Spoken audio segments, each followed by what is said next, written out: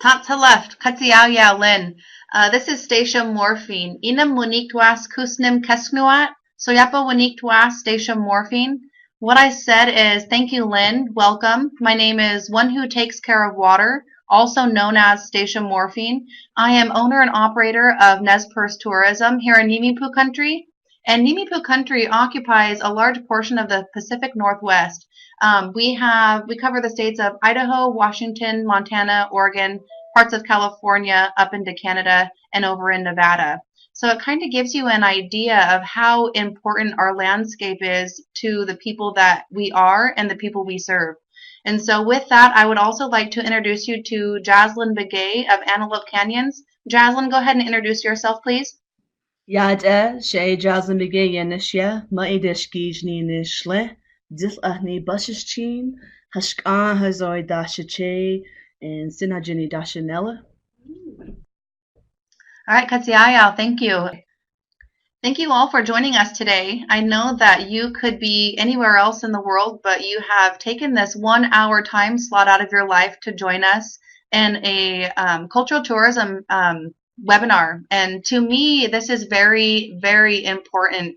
Along with cultural tourism comes great opportunity, but also comes a great sacrifice, and that is of what our ancestors have done for us. And it's my utmost goal to ensure that I not only fulfill my personal destiny in life, but that I also fulfill the promise that my ancestors had for us in our prophecies. And that is to respectfully share the knowledge that we hold as indigenous people. And that technological knowledge is so important that, some of it we keep sacred.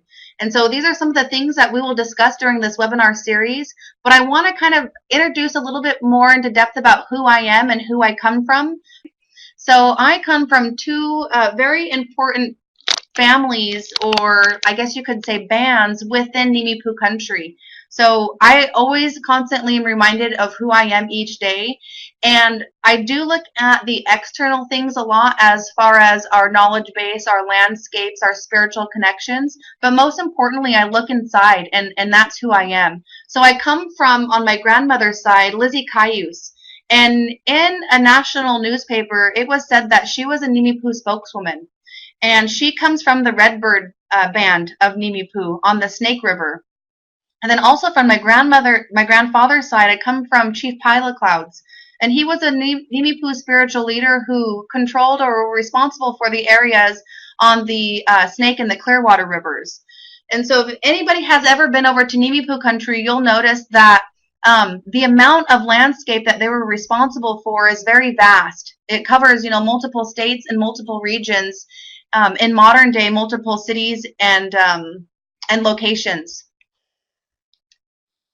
And so I'll go back to cultural preservation and why it's so important to us as Indigenous people, but most importantly, it's so important to me as a sovereign individual. But not only that, we all can see how and where not only our sciences, our medical information, our astronomy, there's a lot of these things that we hold as Indigenous people that are very important to the entire nation and even internationally, because of that information that we hold, because we are so connected to our land. But one of the things that I was attempting to doing for this webinar is I wanted to try and define cultural preservation. And there was many definitions in some of the small groups that we've held. There was many definitions on Google and from other tribal websites and things like that. But there are so many attributes that create the complexity of what cultural preservation is. I don't think that's something that we can define in a sentence, two sentence, not even in a paragraph, because it does have all of these different aspects of life. We have our belief systems, our language, our customs, rituals, behaviors, foods. We have all of these things that are tied into who we are as a people and who we are as a culture. And the best thing about that is each of our individual nations are different in very many ways. And so that's what makes us, as could be a destination or a tourism site or a tourism company extremely unique. I love being able to work with my neighboring tribes so we can focus on, of course, our similarities and how we are alike, but also those small differences that we obtain. For example, the Nimipu Nation, Nez Perce people, we are known for our duck and dive. And our duck and dive performance and a way of celebrating is something that's often done in present day powwows. And so what that emulates is it emulates a battle going into war, a warrior going into battle. And during the duck and dive, there's arrows, there's bullets, there's all of these things moving towards the warrior. And during that point in the ceremony, in this way that we have, he's oftentimes ducking and diving and blocking the arrows that are coming at him. And so that duck and dive is a ceremonial song that we practice, and to some it's very sacred. But to some, we can also share a great story of the warrior spirit that we have within us as Nimipu people. And we can showcase that not only in our songs and our drum, in our languages, in our adornments, our regalia, but we can show it in a way that is respectful for many nations to also come in agreement with us that, indigenous people are very resilient, and that through cultural tourism, we have the ability to share our story from our perspective. And as you know, there's been several other, industries. Say, for example, the national park system, that's ran by the U.S. government.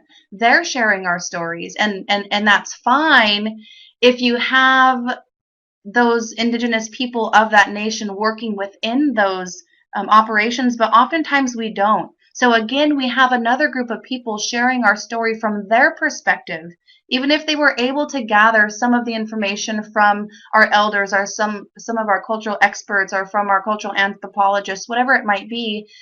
That story is still being told by an outside person. So the great thing about tourism in your area, in my area, as a sovereign individual, is that we get to share those stories of our destinations and of our past and of our future from our own perspective. And so economic development yesterday and today is not something that's new to us in the 20th century. So historically, Nimipu had many alliances and trade routes with our allies throughout the Pacific Northwest. And so we had our river systems in which we still have today. So if anybody is familiar with Nimipu country, you'll know that we have direct access to the Snake, Clearwater, Grand Ronde, salmon rivers, which connect to the Columbia River that leads our salmon, our steelhead, and our anadromous species over to the Pacific Ocean. And you know that once something hits the Pacific Ocean, it affects and has an impact on the entire world, because water is life, and life in water is what sustains us. And water is also what connects us as people. And so going back to the economic development of yesterday, with Nimipu country, there wasn't a Dentillion shell from the Pacific Ocean. There wasn't a buffalo robe from Montana, Idaho, Washington. There wasn't a piece of steel or metal that didn't cross Nimipu country without our approval, anywhere from the north to the south, from the east to the west. So we had access to a lot of items and articles before European contact. And that's what's great about us, is that we are utilizing those same routes, those same resources in a respectful way to share our story through our water systems and our water routes and things like that. But as I just gaze outside my window and look at the Clearwater and the Snake Rivers at Seminicum, I can see that these water systems, 100, 200, 300 years ago, they were our modern day technology. They were our highway systems. They were our way of communicating and transporting not only goods and services, but also people, our elders and our children. So going back and looking at the history of our nation, I would like to encourage you to also do that within your nation. If you have agreements with the U.S. government like we do, the Nimipu do, in the Treaty of 1855, I found in Article 3 that, of course, we get to still practice and we get to live by our trade, our hunting, fishing, and gathering rights. But also inside this treaty that we have with the U.S. government, there's some very important language that a lot of people just read by. because we are so asphyxiated by the hunting, fishing, and gathering, because that is who we are as a people, as Mimipu. That's how we survive yesterday, today, and tomorrow. But one of the small things inside that article, it says that we have access to promote business not only on our highway systems, but also in our water routes. And the term that they use specifically is rafting. And so one of the things Nez Perce Tourism offers is a rafting guided service. And we are expanding across a lot of our homeland and a lot of our rivers within that homeland to ensure that we are sharing our story from that perspective. But I do want to encourage you to look up some of the agreements that you might have in your local governments as a sovereign tribe, and then use that information as a sovereign entrepreneur. So that will help enhance your economic prosperity for individual entrepreneurs such as yourself. If any of you are looking at feasibility studies, or you have this idea that's been on your heart and on your mind for a long time and you're not too sure how to execute that, these are some things of foundational truths that will help you be able to stand on what you want to accomplish. And so that has been very inspiring to me, is to go back and look through our treaty rights, but even more importantly, to go back and spend time with our elders. And I can tell you that my number one most personal rewarding time is when the elders accept the invitation to spend time with them. You know, no notepads, no recordings, no phones, just to authentically spend time and listen and visit with your elders, with your family members, to hear the concerns and the atrocities and the hardships and the victories that our people have. That is just so liberating, to be able to know and understand parts of your history. And that'll help you navigate through where it is exactly you should and need and will go with your entrepreneurship opportunities that you have ahead of you. So the great thing about us sharing our story from our perspective is that nobody can share it better than us. So we have millions and millions and millions of people who come and visit the United States, to come and visit tribal communities each year. So there's a study on the board that you can see right now that there's visitors that not only contribute to the economic prosperity of individual Native American communities, but also for families and tribes at whole. So overseas, you'll see that there's almost 2 million people who visit Native American communities each year. And this is where I would like to Jazz to come in and talk about the amount of people she has visiting her company. So Jazz, if you would, go ahead and explain what Antelope Canyon offers, and then also, within this last year, what you've seen as far as growth and numbers of people visiting your enterprise. So this past year, we've seen huge increase in the interest into the Antelope Canyon, and Antelope Canyon has been, I would say, split into 4 different sections. So in the first, we had the Upper Antelope Canyon, and then you have the Lower Antelope Canyon, and then you have the Antelope Canyon that's located on Lake Powell. And then you also have Antelope Canyon X, which is actually where all of the water all comes from down into, to create these type of canyons that we tour people into.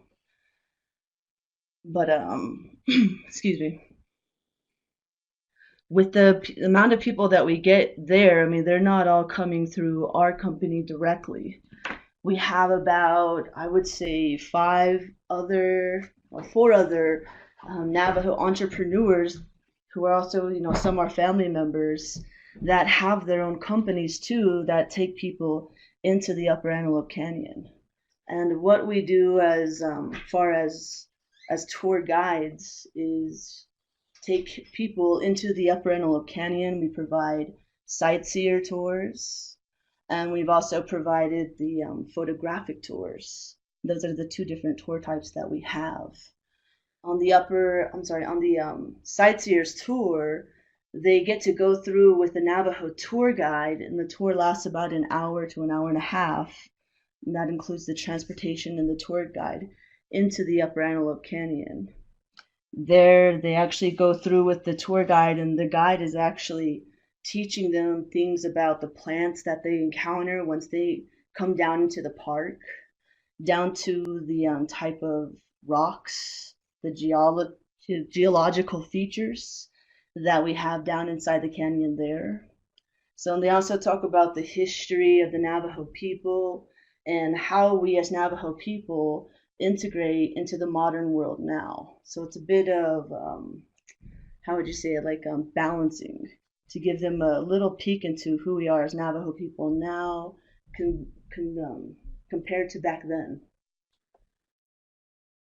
I love that you guys are respecting the resources that our Creator has given us, while you're also being caretakers of that land, and you're also providing information that gives them an insight specifically on on who you are as a people.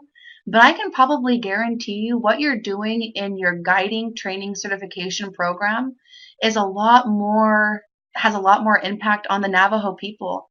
I know that for us, with training some of our guides, there's a lot of information that they're complete experts in, some of these elders and these guides, but they're also learning a vast amount of information along the way. And for us as Indigenous peoples to be um, leaders of kind of this movement is something that I think is a big deal. And I just admire Antelope Canyons for being able to offer, because I know that Jaslyn, she's the third generation Antelope Canyon.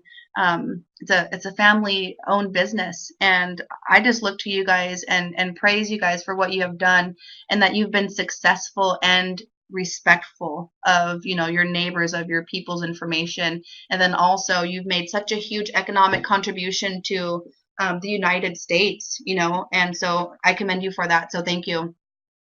Specifically for us over in Nimipu country, the economic of impact for the Idaho tribal tourism is very significant. So there are four tribes kind of Idaho who just recently have done a study. And it's the Nez Perce, the Coeur d'Alene, the Shoshone-Bannock, and the Shoshone-Paiute.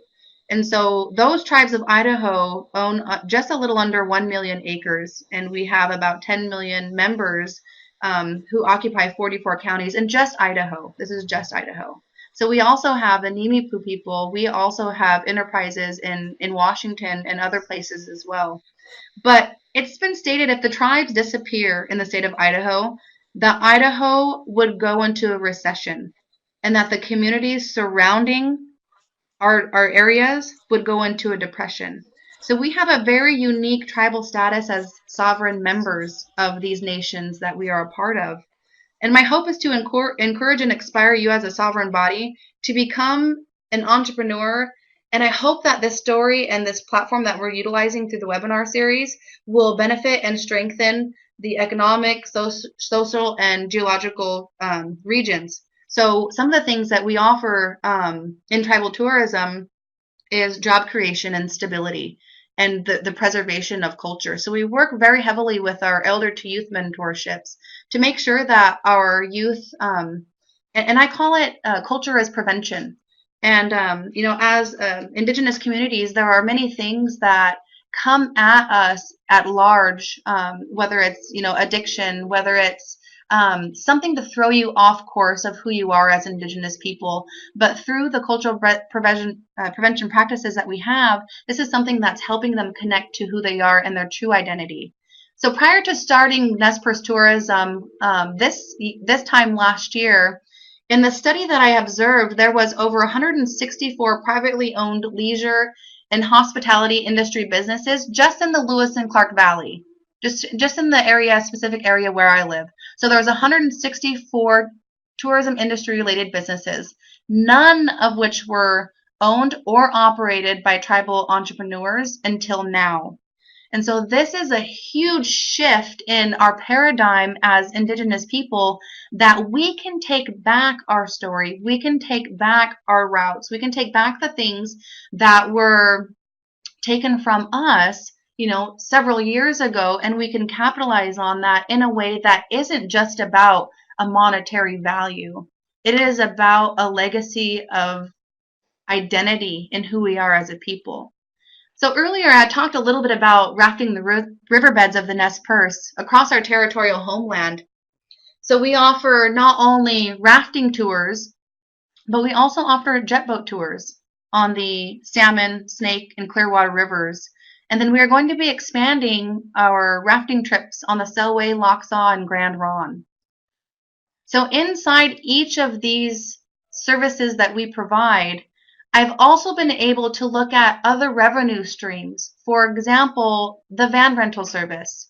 When it's not peak rafting season, which will typically run from May through 1st of September, that gives you a solid 4 or 5 months of business. But during, as you could say, quote unquote, the off season, we also run Hear the Echoes of Our Ancestors jet boat tour on heated jet boats, which can run all year round. We host dinners with the Nez Perce that respectfully share our story and our language and our legends while we break bread with our guests, whether they're our own communities, our own tribal people, whether they're travelers, whether they're regional folks who want to learn more about Nimi Poo. We invite them. It's open to the public. We open these to children, to youth, to adults, to corporations, to educational sectors. So there's all kinds of people who are interested in learning more about who we are as a people. And then again, the van rental opportunities. And so I bought this van, and this was kind of my first real investment that I needed to say, okay, I have my business plan in place. I have my value propositions. I've contacted some potential partners that I might be able to work with down the road. But for me, my biggest and most secure thing that I did is I invested in this van.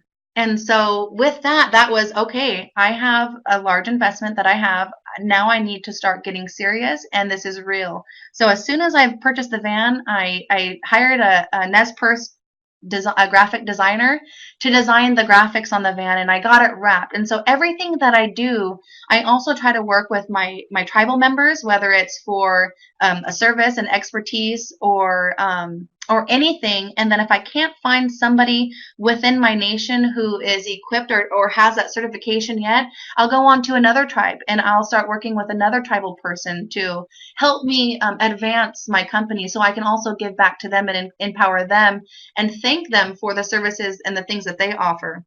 So we also have Appaloosa horseback riding, and this is another example of a collaborative effort that I have with the Chief Joseph Foundation here in our Nimi Poo country.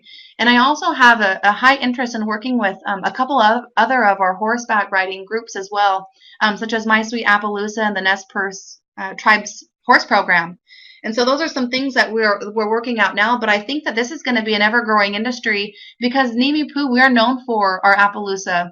We're known for our crossbreeding and our stamina and the horses that we were able to produce with just such of the little resources that we have. We invested a lot of our time and our commitment in creating these relationships with our sacred animals that we still hold very valuable today. And this is something that I'm definitely going to be capitalizing on. We also offer Nez Perce history bike tours and customized tours. So I talked a little bit earlier about some of the markets that we have penetrated, which are our local regional guests, whether it's the corporate world and offering, cultural sensitivity webinars, coming in and talking to their new orientation about who we are as a people and what it is to be sensitive to some of the information and the other people that you work with. So that's kind of the corporate sector that we've been able to inform about and invite to be a part of the Nez Perce tourism experience. But we also have other things that we do in partnership with the jet boat tour operators, the whitewater rafting operators, and things like that. And so we can customize a tour for anything. And if you've done some of your local feasibility studies, you'll know that the winery industry is a huge partner and a huge collaborator for tourism across the globe. And so those are some of the things that I have to be sure to know and to promote is also for the van rental service. We offer winery tours and we share the history of our people while they enjoy some of the things that they enjoy doing, whether it be wine or food tasting or breweries or whatnot. And so I know that there's a very fine line that you don't want to cross. And then there's also a way that you can do it in a respectful way. So those are just some of the things that I wanted to mention. Um, about some of the services that we offer. And so there's multiple revenue streams coming into Nez Perce Tourism all year long. Say, for example, while the whitewater rafting has its break, we focus on powwow and adaptation tours. Let's share some of the things that we celebrate as a people that are already open to the public.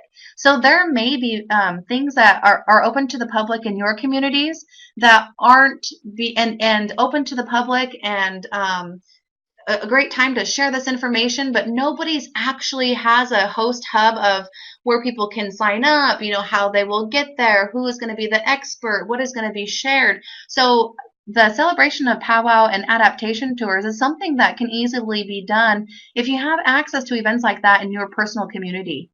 And so I think it's neat.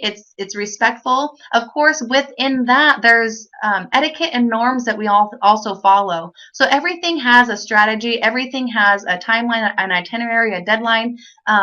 Sometimes things are free. Sometimes there's a cost to it. And so this weekend, for example, we're getting ready to host a bead workshop, and it's Join the Circle. So what we're going to be doing is we are going to be offering an in-depth personal workshop to where one of my Nimi Poos offers a 1 to 10 step process on how you create and work with beads. We're going to be creating earrings. We're going to be using the buckskin to tack the back on of our earrings. We're going to talk about why beading is important to us and where it came from and where we got our beads from historically versus the different styles of beadwork that we have yesterday and today. And so I'm looking forward to working with John A. Scabby Robe on that this weekend. So that's very exciting. And we had a 24 slot minimum just so we could help manage the time that we have to accomplish this project. And so we sold out our 24 spots, thank goodness. But there are people who are interested. And what would it be to come home with something that you made with an Indigenous member, that you were able to spend time and learn the legends and stories and the significance of the history of this. And you also get to share what you've completed with your friends, your family, whether it's your partner from work or if it's a gal from down the street. But these are the things that people are looking for. They want to know more about the experience that you have to offer because they want to get away from the busy day-to-day everyday lives that they live. But along with that, a lot of our tribal people are also attending these bead workshops and some of these tours because they also want to learn because of their disconnect that they feel with their culture versus maybe with the way that they grew up. And so with that, I would like to go back to Jaslyn of Antelope Canyon. So she's the marketing manager, and they have a variety of enterprises within the things that they offer. But let's go into your guys' certification program. That's something that I'm very interested in, and it sounds like it takes a lot of research and time commitment to be able to come up with what that curriculum even looks like because there's so much information involved in the Navajo people specifically. So Jazz, go ahead and talk a little bit about that certification program and some of the other things that you feel is on your heart to share with the group. Great, thanks, Stacia. So for the tour guide certification program, we're actually making sure that all of our tour guides are knowledgeable in the Navajo culture, as well as some of the different principles that we have of the Navajo people, and to also be very aware of their surroundings as well too. So this tour guide certification, we actually get the tour guides together and we hand out these booklets that contain some of the knowledge that they might not know about the different plants that we have in our area, what they're used for, the name of the stones that we have around us, how old they are, the name of them in the Navajo as well. So like even for Antelope Canyon, the Navajo name for that we've come up with is Tseparandene, and Tse means rock in Navajo. Beline means flowing through, so water that flows between the rocks. Tseparandene. We also tell our tour guides, that they're more than welcome to talk to their elders, their families, where they're from, because those are the most important history, verbal history that we have is, your own family, that they would pass this history down, through generation and generation. So this is very good information that you won't find on Google, you won't find on the internet.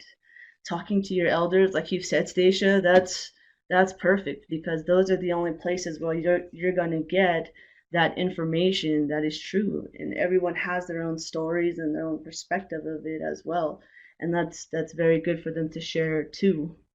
On the tour guide certification, we also have to make sure that they're able to get the group out if they need to be evacuated. We also have to think of flash floods, different other things that might have to get the canyon cleared out. For example, I would say 2 years ago we had an issue with people bringing in ashes into the canyon, and they would spread them. And for us as Navajo people, that's very taboo. So we would have to shut the canyon down and get that cleansed by a medicine man. So knowing these different things that only Navajo people, could relate to, that's something that we want our tour guides to know.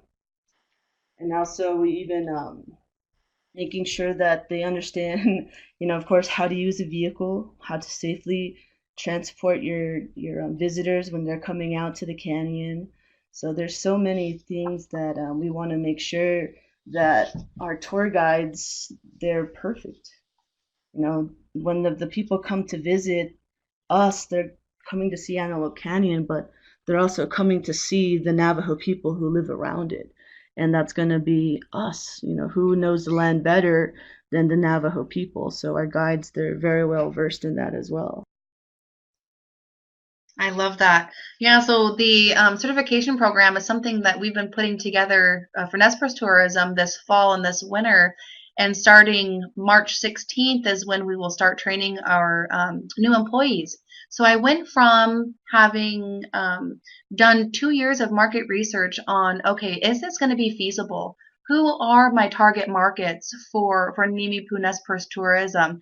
How are we going to accomplish these goals and put them into place? And so what I had done is I worked with folks like the Acorn Project with Lynn Wilson, and I've worked with my local NCDFIs and my local small business development centers and the Indianpreneurship trainings that are offered in my area.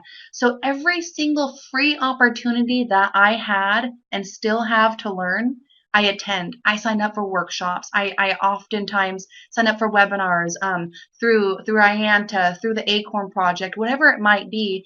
I'm consistently trying to gather this business knowledge so I can better maintain what it is that I need to accomplish as an entrepreneur.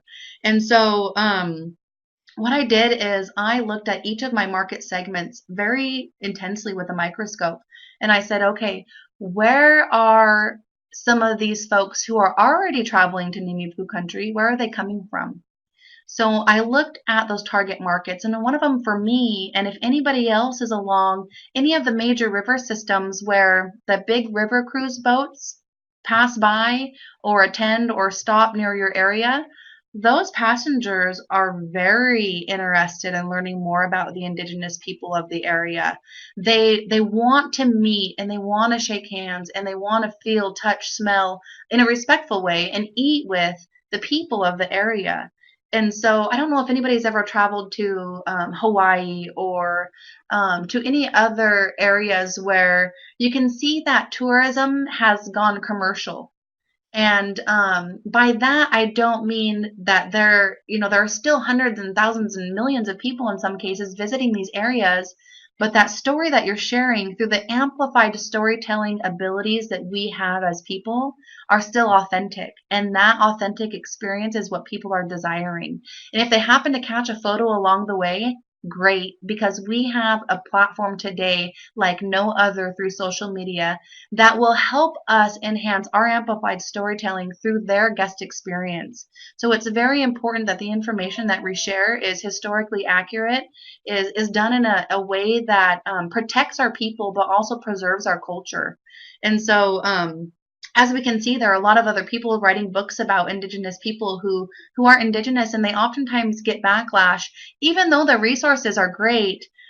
They aren't an indigenous person, and that just goes back to the concept of stop sharing our story from your perspective. And so there's lots of people who are stepping in that gap and saying, like me, I might not be equipped, I might not be the most cultural person, but I'm learning and I'm trying, and it's never too late to try and to learn about the people you come from. And I know that's specifically inspiring for me because I have a daughter. She's 2 years old now, and I'm going to instill every single cultural value that I learn into her now. Some of the things that I'm learning as a 35-year-old was my birthday last week.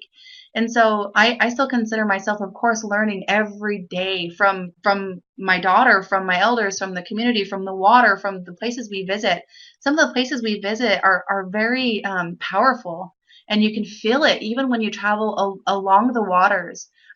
When we share specific words or specific stories, like with Jaslyn when she was sharing what rock means in her language. I mean, those are the things that you can really feel because that connection to our people, to each other, is very real. But I'm just so blessed that I get to teach my daughter and my family some of these things that I'm learning throughout this process. And so one of the things I talked about earlier was the importance of having our elder to youth mentorship. And when I first started this business planning process, I was given a prophecy over my life. And it was that I would hold the mantle for First Nations people. And for me, I'm thinking, oh goodness, what's a mantle? What am I going to do with this mantle? What does it even mean? So I went and did research, and I looked at what a mantle was and who held it when biblically, and what they did with it, and what that prophecy ended to be. And then 2 weeks later, a woman came to my office, and I was working in an advertising and marketing industry then, a very, very lucrative, and I was compensated very well for what I did. I love people, and it was all about developing relationships and marketing plans for companies, whether it was, mom and pops to McDonald's, Toyota, Ford, all of these places. I would go in and develop relationships with them and learn about what their trends were. And so through this process, this lady found me and she said, I had a dream last night that you were navigating people through the Clearwater River, but it wasn't a river, it was like a big wave in the ocean. And that even though you were navigating people through this wave, it never consumed you. And the people that were inside this boat with you were from all over the world. They were from international, they were local, there were all kinds of different peoples who you were sharing your history as a Nimipu, as a Nez Perce woman. And I'm thinking, oh my goodness, there's a mantle, there's a prophecy, there's a dream. Um, I'm sharing people information about something I didn't feel I was equipped with. And so I went to one of these old power places that my grandpa Larry took me, and I went up to this mountain and I had my daughter. I put her in my Kelty backpack, and we went to this mountain and I started singing one of our sacred honor songs. And in the second verse, this old man came to me and he told me exactly what I was going to do. And at that time I was feeling I'm not equipped to do something like this, but I listened because that was the destiny that God had over my life to fulfill.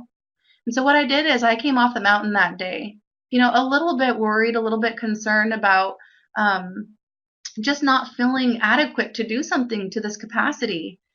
But we've all been given these attributes and these traits through who we come from our parents and our ancestors, that we do have these desires and we can fulfill them, these desires of our hearts, and what our intended destination is to be. And our purpose is it might not be tourism, but it might be another entrepreneurship. It might be a connection. It might be a lending hand. It might be volunteerism.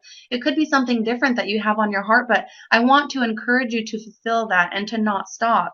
And so there are many resources around your local area that I can guarantee you are there if you look. So the next day I came off the mountain and I went right into the small business center at LCSE here in Lewiston on Main Street. And I had the gal sign a confidentiality form. I said, I don't know exactly what I want to do yet, but I need help. And just to step forward and say, I need help in whatever capacity in your life that you have is a very big deal.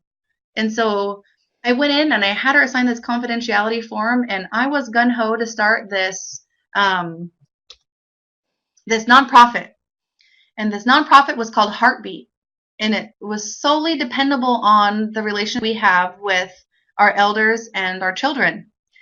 And in this relationship, I was thinking that's how I'm going to better equip our future generations to know who they are is through our culture. Our culture is prevention. I'm always going to say that because I have a very personal story that I also can relate to that.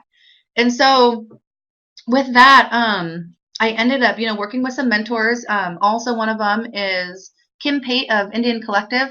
She did a very good job of helping me navigate through what the difference of a nonprofit versus a for-profit is, and how I can navigate through what that looks like and make them both work in the end. And so now we have both. I have a nonprofit side of the Nez Perce tourism sector that we're able to give back to our community, whether it's through education, our connection with our land, our language. But it's neat because people really enjoy having that outdoor learning experience in a one-on-one way. And to learn some of our songs, to drum, to hear our legends, to be able to share our legends and things like that is what our children are really looking for. So it's a very multi-complex area when we talk about preservation, when we talk about tourism, when we talk about respect. So these are just some of the things that I want you to keep in mind too. If you're looking at something specific in the tourism related industry inside Indian country. So I would like to see if Jazz has anything else that she would like to share with the group. And then also, if anybody has any questions that they might have or fears that they might encounter. That's some good dialogue there, Stacia. Yeah, I mean, definitely we want to just to help promote culture sovereignty and, of course, increase traditional knowledge. That way, we're able to, pass down what we have now to our children as well. So, making sure that we revitalize that Navajo culture and the language, and also help empower the youth and these entire communities, showing them what we can do as tribal members here. It's possible for everyone out there to open their own business, and that's what we want from everybody, is to be part of that economic development, not only off the res but back on your res as well, to help promote that economic development as well. So it's definitely great to integrate sustainability concepts from an indigenous perspective. So that's very, it's something that we should value, and also to protect that cultural and biological diversity that we have as well. I like that. So it looks like we have a couple of questions coming in. It looks like we have a guest online with us today, Lisa Davis. And then Nicole, she owns a cleaning business in Bishop, California, and she partners with a lot of the Airbnb owners. And she loved to run her own B&B that incorporates the native Paiute experiences. So that is wonderful. I know that when Lynn, from the Acorn Project, when she came over and visited Nimipu country, she stayed in a local Airbnb. And let me tell you, when we talk about lodging tax revenues, last year versus this year even, there's a large portion of those revenues who are coming from our local Airbnbs. And so, if you have an extra room in your house, if you have a cabin, if you have a teepee, I mean, these are some of the things that folks are looking at experiencing just to sit and have dinner with a family from another nation and to learn about some of the foods. Not share with them exactly where we harvested some of these foods because that information is sacred, but to talk about what these foods mean to us and our relationship with that food and where it came from and why it sustains us. People are looking for these type of things.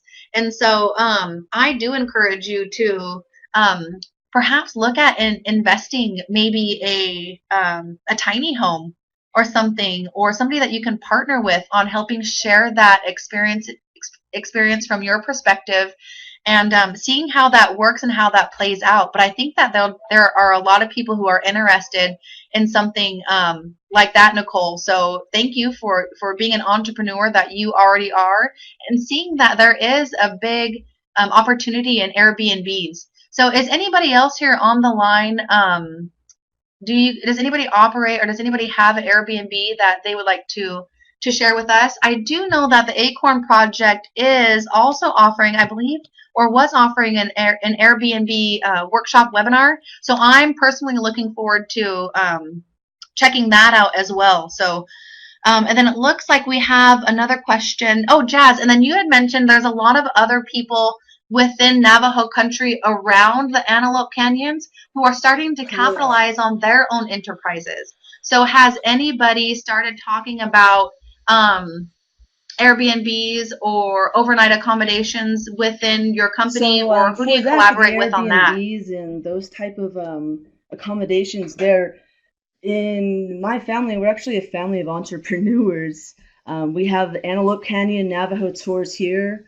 We have adventurous Antelope Canyon tours. We also have Separan tours, and those are the three tour companies for the Upper Antelope Canyon. And then we also have my relatives across the way with the Lower Antelope Canyon tours and Ken's tours. Those are two companies that go into the Lower Antelope Canyon. But for those Airbnbs, we actually have one called Antelope Canyon Hogan Bed and Breakfast. And the Antelope Canyon Hogan Bed and Breakfast, they actually give the the the client the experience of staying in a traditional Navajo hogan. So in that particular hogan, it's set up traditionally inside where the ground is all earth, and they have some cots that they're able to sleep on. They have beds. There's different artwork inside the hogans. The doors, all of the doors, they all face east, which is, the traditional Navajo, where you would get your doors face towards the east to greet the sun. Once the sun rises up, and you're provided with all the blessings that the sun's able to give you. So with that, we do have that Antelope Canyon Hogan Bed and Breakfast, and I believe in once the Navajo Nation gives us our what do you call it, business site lease that we're able to finally get from them, which has taken quite a while. But once we're able to get that, we're going to be setting up, gas stations, hotels, because right now the city of Page, they're actually the ones capitalizing on all of this. So they're the ones who are, building all the big hotels and building, much things that they can, the restaurants. Whereas we want, Native people, Navajo people, Indigenous people to come out here and open their businesses, so we can say, hey, we do have Native entrepreneurs out here that are opening their own business and showing others that, what, we can keep up with this. The whole reason why the people are coming here to little old Page, Arizona, is because of Lachee, Arizona, that provides all of the views for these people to come to see. So we also have the they actually opened a new what is it called, like a cultural center, and it's called the Hajon Haza over at Ken's Tours. And over there they have, the traditional hogans where the visitors are able to come in and really get hands on and feel and smell and see what it looks like inside. Yeah, that's amazing. And I think a lot of our guests are looking for that authentic experience. And so it looks like we have another question from Michelle. It says, how does one balance ethical nonprofit regulation when making profit in tourism industry? So for us specifically for Nez Perce Tourism, I would say that for the nonprofit side, the regulation side, is that we're mostly giving a contribution out through the revenues that we generated from Nez Perce Tourism. So I wouldn't say it's a 501c3 regulated. It's more or less a contribution donation center that we have allocated for the criteria that we've set it for, elder to youth mentorship, things like that. And so let me know too if you have any ideas or suggestions for the ethical nonprofit regulation. So when I originally had this conversation, a few companies came to mind, and Tom's was one of them. And so Tom's is one of the companies that you buy a pair of Tom's shoes, and a pair of Tom's shoes is donated to a person in need. And so that's kind of, I guess, I wouldn't say the model that we use, but something that we could relate to, in a sense that we want to give back to our tribal communities. We want to be able to enhance that identity within our youth that we have. So for Nez Perce Tourism, we have I guess, a contribution center that we have given per dollar amount for each year. And so, of course, we'll be starting a new year, January 1st. And so we'll have another allocated monies set to whether it's events hosted by our communities that involve youth and culture, or if it's something that we design and we gather groups and tours and work with our local education sectors and boys and girls clubs and provide trainings and workshops and things like that. And so hopefully that answered it a little bit. And then there's another question about from Sherilyn. It says, I'm very interested in learning more about how to find markets in our areas. I know this will be a topic in the webinar later, but where is a good place to start? And so for some of my the references that I often use, of course, is so I'm located in two states. So I'm located in Idaho and in Washington. So there's one river that separates Idaho from Washington, and that's the Snake River, in which we utilize a lot. And so and there's a bridge that basically sets us apart. And so for Idaho, I look at the Idaho State Tourism website.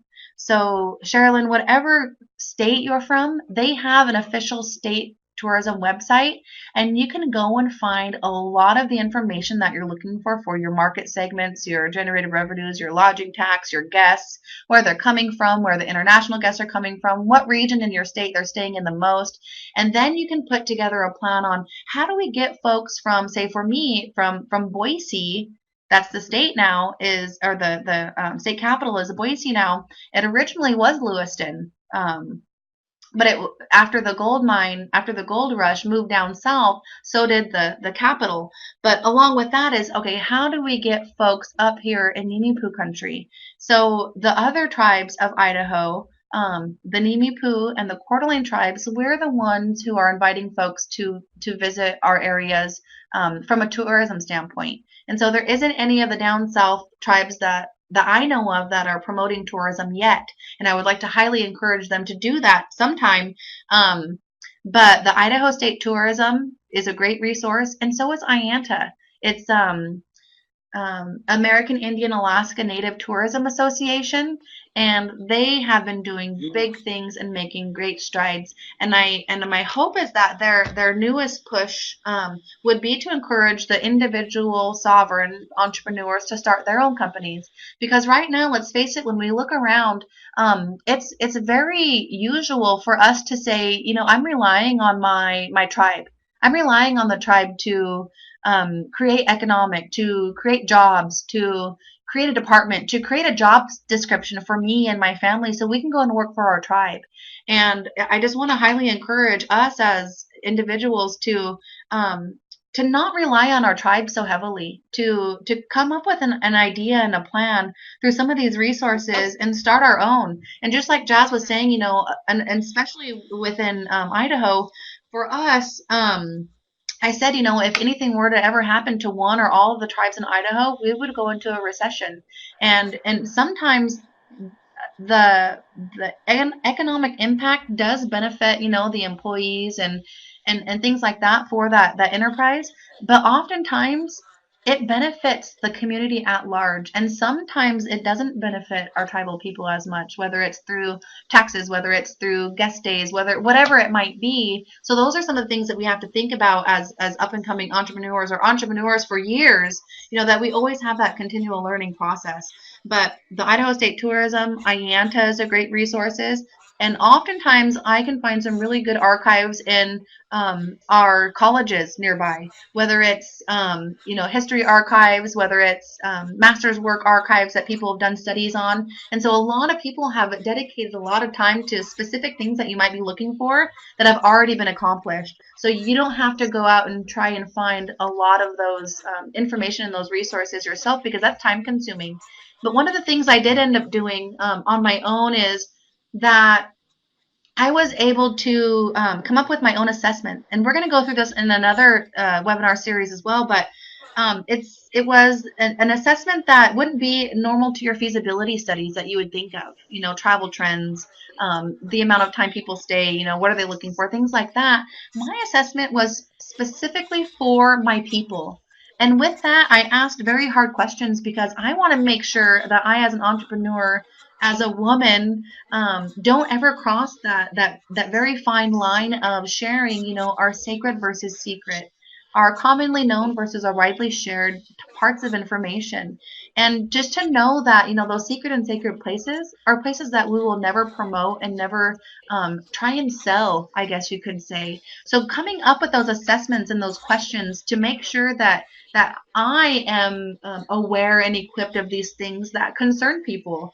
And by doing these internal assessments, it helps create a culture of trust in your community. And a lot of the times, one of the biggest backlashes in tourism is, well, we invited people here last time, say for us, for Lewis and Clark, for example. They were some of our first visitors from Europe, and we helped them. We saved their lives. The Nini Poo did. And that's something that, it wasn't specifically the Lewis and Clark, but expedition, but they took such great notes and documented that there was a ton of unclaimed and open land in the western part of where we are now today. And so that's when expansion came, and that's when exploration came. And so some of these things is important for us as Indigenous people to learn from our lessons of the past, but also to forgive, but also to respect those areas that are still sacred to us. Some of those areas for us, and I'm not going to get into too much detail, was of course some of our burial sites. Some of those things are also our sacred food sites, and our relationship with some of the foods and the things that we hold very sacred. That are some things that we would never want to promote. And so those are just some of the assessments and the information that we can gather. But some of that important information we do need to gather on our own, and we do need to hold that secret and sacred to us as a people. And so it looks like we are just about finishing up today. I would like to say Imakis Katsiayao to Lynn Wilson of the Acorn Project, Mark Thompson, and Jaslyn Begay, our guest. So thank you very much for joining us today. And please let me know if Jazz or Lynn, if you have any other things that you would like to add real quick. That was excellent. Thank you, Stacia, for the introduction and also for allowing me to come on here and help present with you and give people an idea of what it's like to get a tourism business started from an Indigenous perspective. So that's a good conversation and dialogue that needs to be had. Okay, wonderful. Well, it looks like we have another webinar series coming up. We're going to try and every 2 weeks on Tuesdays, noon. Mark your calendar now. We'll have another series coming up on December 17th at noon. Same place, same time. So we look forward to seeing you all then.